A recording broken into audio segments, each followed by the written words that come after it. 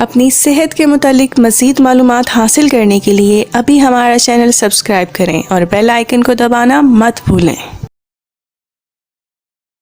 السلام علیکم، health awareness series میں آج ہم بات کریں گے چکن پاکس کے بارے میں، جسے عام طور پہ ہم لاکڑا کاکڑا بھی کہتے ہیں۔ اس کی وجوہات کے بارے میں بات کریں گے، علاج کے بارے میں بات کریں گے اور خاص طور پر اس کی کمپلیکیشن کے بارے میں بات کریں گے۔ ایسے تمام مریض جو کہ چکن پاکس کے بعد مسائل کا شکار ہو جاتے ہیں، چکن پاکس کے بعد وہ ٹھیک نہیں ہوتے، تو اس چیز کو خاص طور پہ ڈسکس کریں گے۔ ویسے تو اگر ہم دیکھیں چکن پاکس جو ہے وہ عام طور پہ بچوں میں پیدا ہونے والی ایک بیماری ہے، جو کہ 10 سال یا 12 یا 15 سال کے بچوں میں عام پائی جاتی ہے، لیکن اس کے علاوہ یہ بڑوں میں بھی ہو سکتی ہے، اور یہ ایک وائرل ڈیزیز ہے، یعنی کہ ایک وائرس کی وجہ سے پیدا ہونے والی بیماری ہے، جو کہ ویریسیلا زوسٹر نامی وائرس ہوتا ہے۔ اب اس کی علامات کے بارے میں اگر ہم بات کریں تو سب سے اہم علامت وہ جسم کے اوپر دانے نکلنا ہے، چہرے کے اوپر، سینے کے اوپر یا پیٹھ کے اوپر یا پورے جسم کے اوپر دانے جو ہے وہ نکلنا شروع ہو جاتے ہیں۔ پہلے مرحلے میں یہ دانے جو ہے یہ سرخ کلر کے ہو جاتے ہیں، سرخ رنگ کے ہو جاتے ہیں، جسم میں گرمی بھی محسوس ہوتی ہے۔ اس کے بعد اس میں جو ہے مواد یعنی کہ پانی جو ہے وہ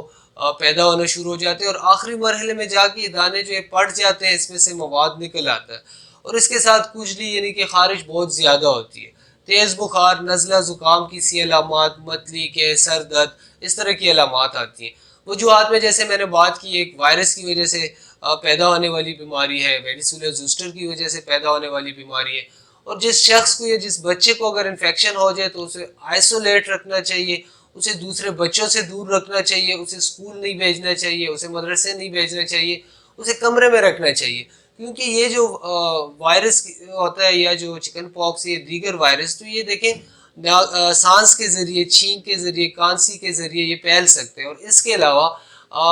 اگر ان دانوں کے ساتھ کوئی شخص ہاتھ لگا لیتے، ڈائریکٹ کانٹیکٹ میں رہتے، تو تب بھی یہ دوسرے شخص کو ہو سکتے۔ تو کوشش کرنی چاہیے کہ جس بچے کو ہے، جس بندے کو ہے، اسے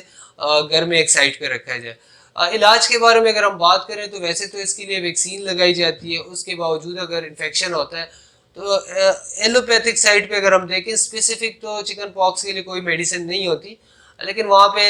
اینٹی وائرل جو میڈیسن ہے، جو وائرل بیماریوں کے حوالے سے استعمال کی جاتی ہے، ان کا استعمال کیا جاتا ہے۔ اس کے علاوہ خارش کے لیے اینٹی ہسٹامین، اس طرح کی ادویات کا استعمال کیا جاتا ہے۔ سیکنڈ آپشن کے طور پہ جیسے ہمیشہ ہم ڈسکس کرتے ہیں ہومیوپیتھک میں کیا آپشن ہے،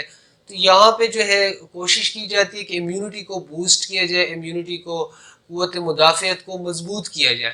تو اس میں بھی ایک ویکسین ٹائپ کی میڈیسن ہے، وائرولینیم ہے یا میلنڈرینیم ہے، اس کا استعمال کیے جاتے ہیں گائے بگائے۔ اس کے علاوہ کامنلی جو عام طور پہ ادویات استعمال ہوتی ہیں ان میں دیکھیں بیلاڈونا ہے، تیز بخار، نزلہ زکام کی سی علامات میں اس کا استعمال کیا جاتا ہے۔ اس کے علاوہ رسٹاکس ہے، اینٹم ٹاٹ ہے،